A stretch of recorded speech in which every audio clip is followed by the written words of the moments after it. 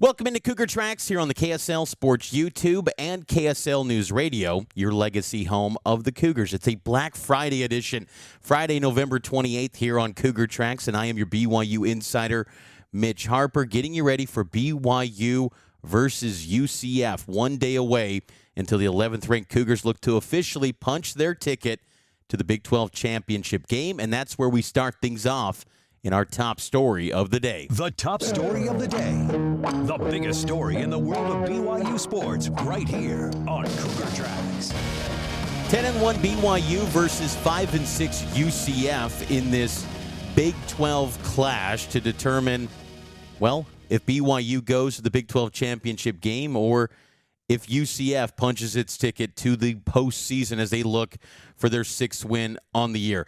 BYU is clearly the better football team in this game. There's no doubt in my mind about that. You look at this matchup, BYU outclasses UCF in many aspects of this game, but I do believe that UCF will keep this game somewhat competitive maybe early on. I think there's going to be a lot of fight from Scott Frost's squad. Pretty good defense in the Big 12. One of the best, honestly, in stopping the pass. They've got some talented secondary players in Jaden Bellamy, a former Notre Dame and Syracuse transfer, and Antoine Jackson, an East Carolina transfer. UCF's going to show some fight, and BYU, of course, being a little bit shorthanded, expected to be with Chase Roberts doubtful for Saturday's game against the Knights. You know, BYU's going to have to lean on that ground attack, which they have no problem doing that, averaging 201 yards on the ground this season is BYU. The passing offense for the Cougars, 213 through the air. BYU can win in a variety of ways, but with your top pass catcher out, or at least expected to be out, being doubtful, that will, force more pressure on BYU's ground attack to be successful. One of the things is that UCF's defense, rush defense, they give up 153.6 on the ground. Not the greatest there. They're 9th in the Big 12 as UCF in allowing 27 points per game during Big 12 play. UCF's offense is not great. They're 14th in Big 12 play, averaging only 19 points per game. So again, I think BYU comes in as a sizable favorite, and rightfully so. I mean, you're the 11th ranked team in the country. You're 10-1. Overall this season, you're the winningest program in the Big 12 since last year. You're stepping into your final home game of the year. 18 seniors are going to be honored. Act like it. Look like a dominant team. And I'm not going to, say style points, just dominate your opponents, and that's going to impress the committee because we know this committee, because of that stretch Y, is not impressed by much. The resume should be enough to impress and be enough style to say to this committee, yeah, this team belongs in the college football playoff, but clearly that hasn't been the case. And playing a 5-6 UCF team is not going to suddenly say, oh, yeah, BYU needs to be in the college football playoff. So unless this is some 100-0 game, which, spoiler, not going to happen, there's not many style points to really be gained against this opponent, in my humble opinion, for BYU. BYU needs some chaos in front of them to happen to potentially move up the ladder, and maybe we'll see some of that with Black Friday, and then, of course, the Saturday slate around college football. You look at this matchup, though, but again, I think UCF will be motivated coming into this game.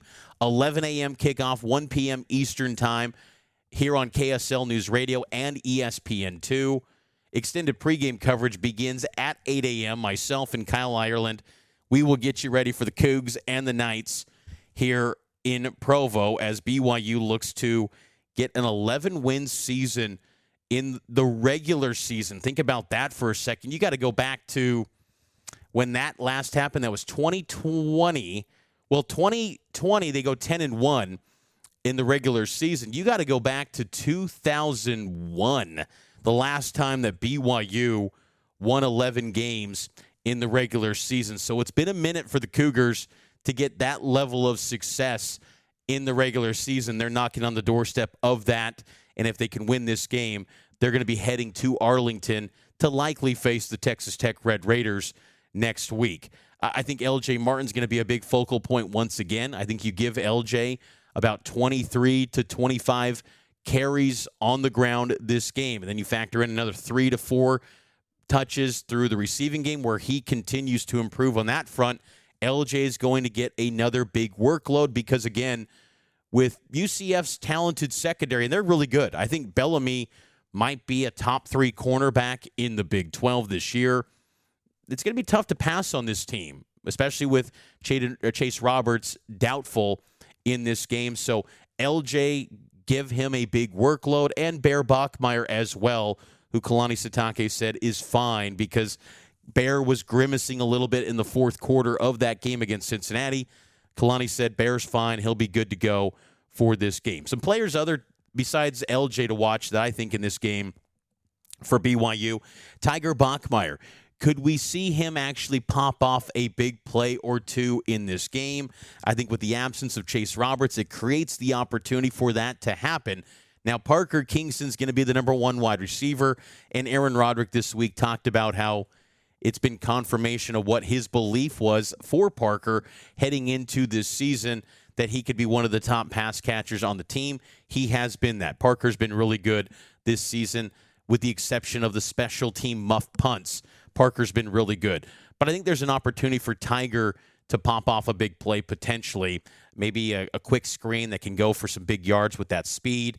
You know, Tiger hasn't been much of a factor this year. It's funny because, you know, we've seen a lot of stories about him naturally because of Bear and Tiger and the brothers and things like that.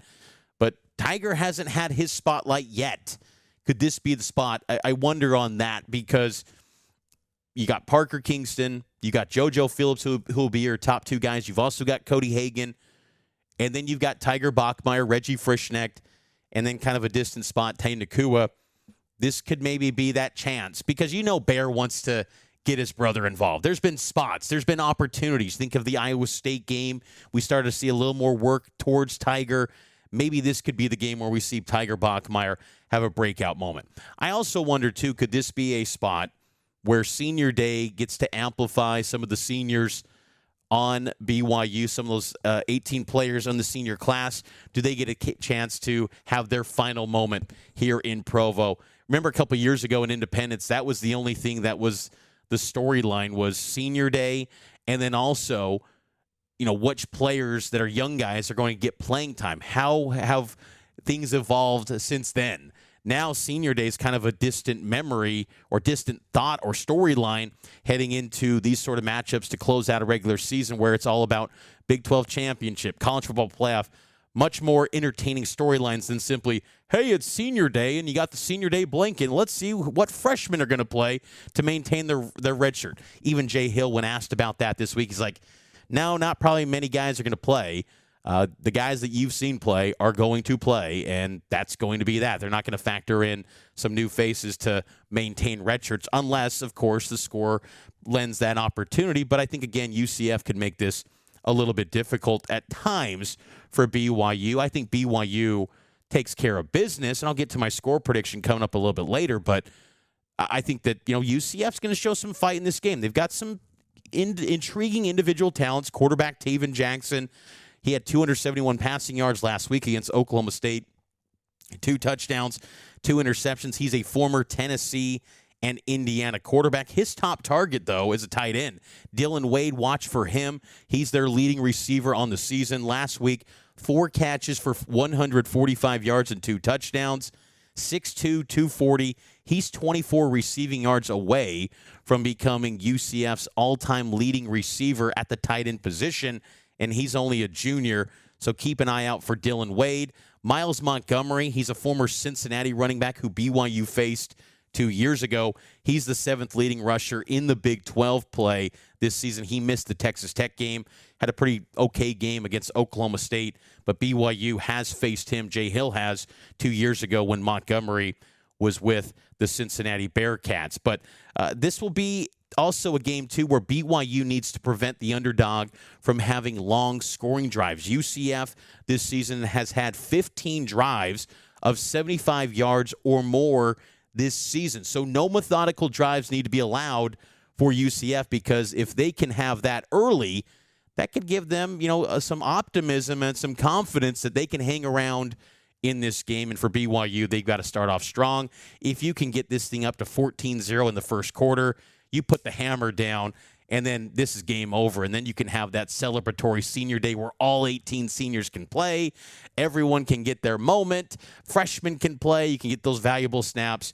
It can be really something that could be a celebratory day as BYU looks to punch its ticket to Arlington officially. 11 a.m. kickoff at LaVell Edwards Stadium between BYU and UCF right here on KSL News Radio. Let's take a break. On the other side, we'll get to my score prediction for BYU and UCF right here on Cougar Tracks. It's powered by KSL Sports.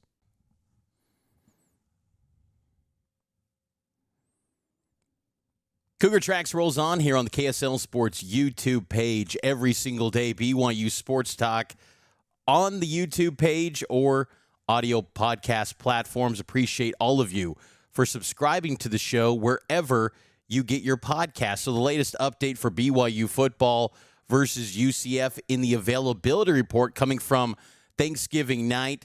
No drastic changes. Max Alford, Sione Moa, they are the officially out players for Saturday against the Knights. Doubtful remains Chase Roberts, Waylon Lapuaho, Anisi Purcell, and Ulavai Fetuli. One player did get upgraded. That's Peyton Van Steenkiesty. I'm probably saying that wrong. I got to double check on that. Questionable, the safety player who's also playing on special teams. I think Peyton's a pretty good player. He's a good athlete. I think he could be one to watch maybe down the road, but it's just a busy safety room for BYU. But that's the availability report for the Cougars and the Knights. But now we shift our focus to tonight as BYU basketball gets set to take on the Dayton Flyers in the championship game of the ESPN Events Invitational. Big win last night for the Cougars, taking down Miami 72-62, and they face a Dayton squad that's 6-1 this season. Anthony Grant, the head coach for the Flyers, I think one of the better head coaches in college basketball that doesn't get enough respect. Even Ed Cooley last night in his press conference here in Florida noted, the Georgetown head coach noted that Anthony Grant, one of the more overlooked coaches, I think, in college basketball. Grant does an excellent job with Dayton. He's been the head coach there since 2018, so this is his 9th year with the Dayton Flyers. Proud basketball tradition Dayton has. BYU has had 3 previous meetings against Dayton, one of which was in 1951 in the NIT. That, of course, was the year BYU won the NIT. The Cougars took down the Flyers in Madison Square Garden. Then they beat Dayton 3 years later in 1954 out in Dayton. And then 3 years ago in the battle for Atlantis, the basically avoiding last place because BYU went into that game 0-2, as did Dayton.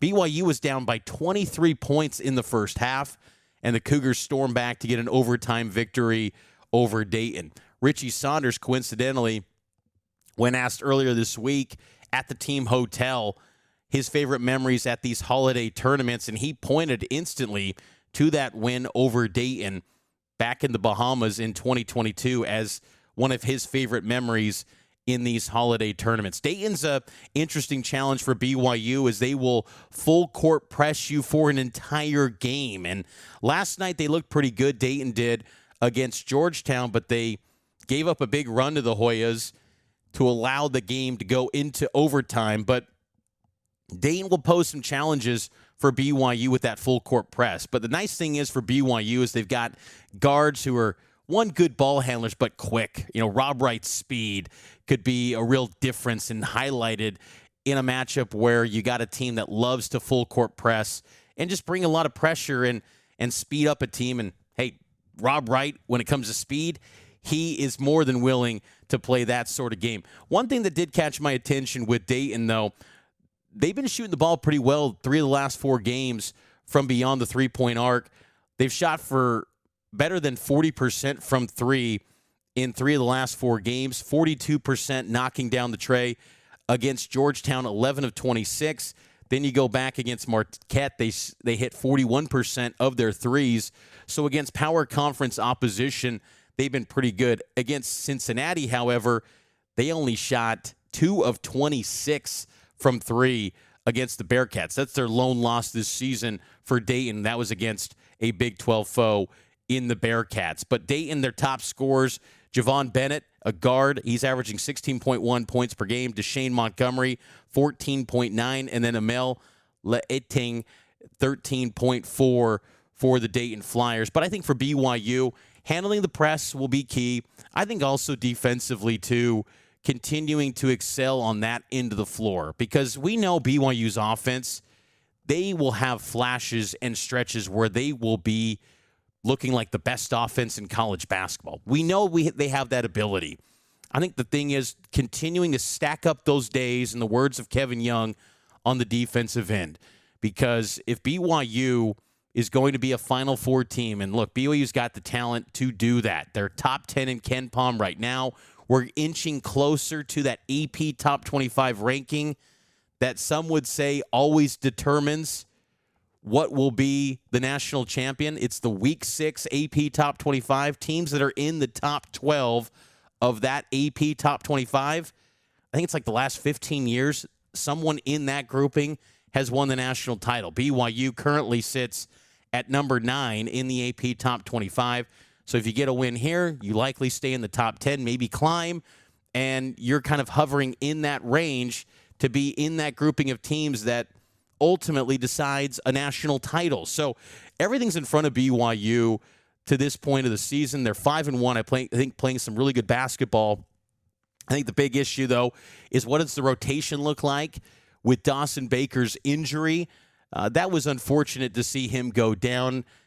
We'll see what ends up being the outlook for him long term. But Kevin Young expressed last night his thoughts and prayers are with Dawson. So I would be pretty stunned if Dawson played tonight. Just being transparent there. I mean, that would be pretty shocking. The guy that was getting helped off the floor, that'd be quite the turnaround in one day. But what does the rotation look like? Who takes his minutes? Because only 7 guys got more than 10 minutes yesterday in the win over Miami, and one of those guys was Dawson Baker. Does it become an opportunity for Alexei Kostic, a sharpshooting guard, to get a chance to get more minutes? Do we see more minutes for Dominique Diomande, who played some good basketball in stretches in that first half? Really curious to see what that rotation looks like now for the Cougars. It's unfortunate because you thought Kennard Davis returns, but then Dawson Baker goes down with an injury for BYU. Just a tough spot there for Kevin Young and his rotation and just this team, because you could tell even though BYU got the win over Miami, there was a little bit of a subdued feeling from the team because that Dawson injury was just unfortunate, him having to be helped off the floor. It kind of just took a little bit of took the cells out of the team a little bit coming off the floor from that win, because Dawson's such an important piece to this team, and hopefully he can have a speedy recovery for this group and be back to the floor as soon as possible. But it's the Cougs and Dayton Flyers tonight, 7:30 p.m. Mountain Time tip, 9:30 p.m. on the East Coast here in Kissimmee, Florida. I apologize to the locals saying it incorrectly yesterday, so my bad on that. Kissimmee, Florida, Cougs and Flyers in what should be a good game. I think BYU wins by double digits. I think, maybe 11 to 12 points. I think BYU gets this victory and hoist another MTE title. It'd be the second and third 3 years for BYU. It'd be the first in the Kevin Young era to win one of these MTE multi-team event holiday tournaments for the Cougars. I didn't realize this either. First MTE for BYU in the state of Florida since 1991. That was when the O Arena was recently opened. BYU faced the Fab Five of Michigan and then took down Florida in the consolation bracket of that tournament. So it's been a long time since BYU played an MTE out here in Florida. And it's been fun to be out here to watch this BYU team in action. It was a great crowd from BYU fans last night. Dayton fans had a good turnout too last night. So I expect probably a sold-out crowd, I would imagine, for BYU versus Dayton. Should be an electric atmosphere between these two fan bases going back and forth. But I think BYU ultimately comes out on top. And I'm really curious to see kind of the final numbers for BYU's big three in this one with A.J. DeBonsa, Richie Saunders, Rob Wright. They've got to carry the load, man. They've got to be spectacular every single night. And then Keita taking care of business on the defensive end. Most blocks in a single game by a BYU player, his 7 blocks since 1991 when Sean Bradley had 10 against Virginia in the NCAA tournament. So Keita, remarkable player. If that guy was 6'11", 7 feet, maybe even 6'10", he's probably a surefire NBA draft pick. But his explosive athleticism, gosh, he is a freak. It's so much fun to watch him sitting courtside and just marvel about his masterclass that he showed on the defensive end. It was quite the sight to see, to watch Keita operate last night at the State Farm Fieldhouse in Kissimmee, Florida. BYU and Dayton again tips off at 7:30 p.m. Pregame begins at 6:30 on KSL NewsRadio. We've got you covered for the call of the Cougs and the Flyers for the ESPN Events Invitational Championship here in Florida. Then BYU football tomorrow between the Cougs and the UCF Knights. Kickoff at 11 a.m., and I'll be inside LaVell Edwards Stadium. So quick turnaround for me from Florida to Provo, basketball to football. Cannot wait. And we're covering it all here on KSLSports.com.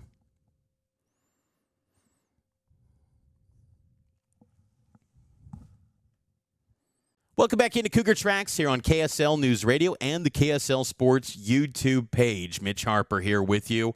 It's time now on Fridays, my score prediction. Score prediction. Will BYU come out on top?